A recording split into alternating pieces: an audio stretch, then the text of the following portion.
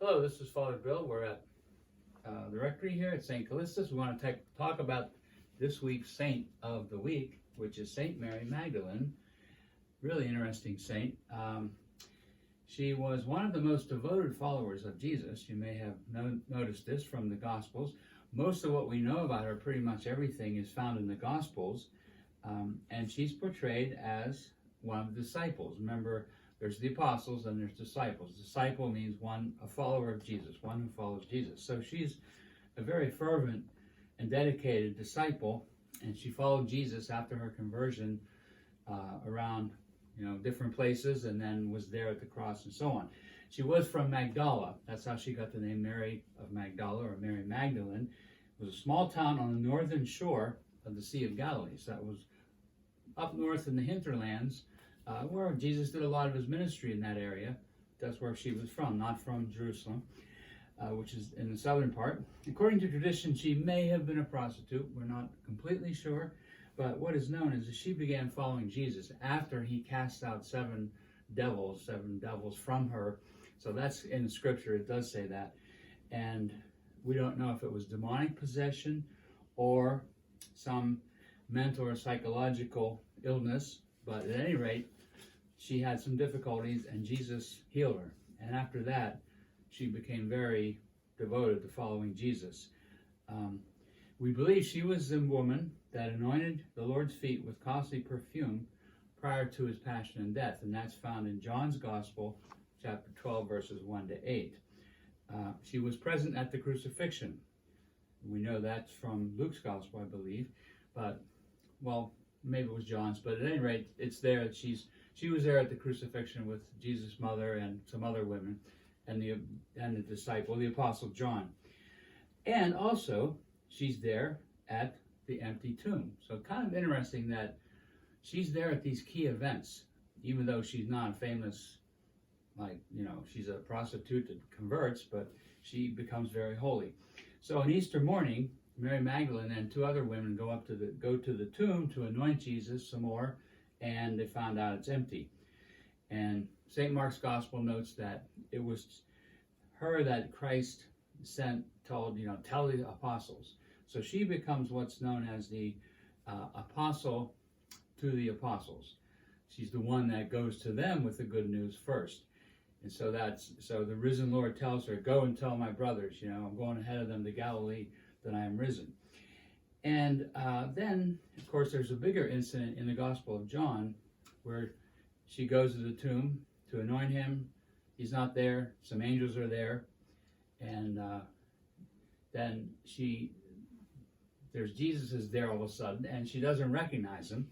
We know that this happens. Sometimes people, after the Lord rises, he's the same Jesus that suffered and walked the earth, but somehow he's hidden from people recognizing him. So the two guys on the road to Emmaus, they didn't recognize him at first. So Mary Magdalene doesn't recognize him, and then he says, she thinks he's the gardener, and she says, tell me where you have laid him, I'll go get him. She wants to take care of Jesus' body. And then he says to her, Mary. And all of a sudden, she recognizes him and she says, Rabboni. And, that relationship now reaches a new level. And Jesus says, do not touch me or do not hold on to me. I've not yet ascended to the Father. So she is wanting to, hold on to Jesus and probably hug him and touch him. And he's like, not yet. So there's something about him being transformed and ascending, and then he's going to send the Spirit. But at any rate, she is there, and when she goes to tell the apostles, of course, they think, well, this woman's a little hysterical. She loved Jesus. She's a little out of it.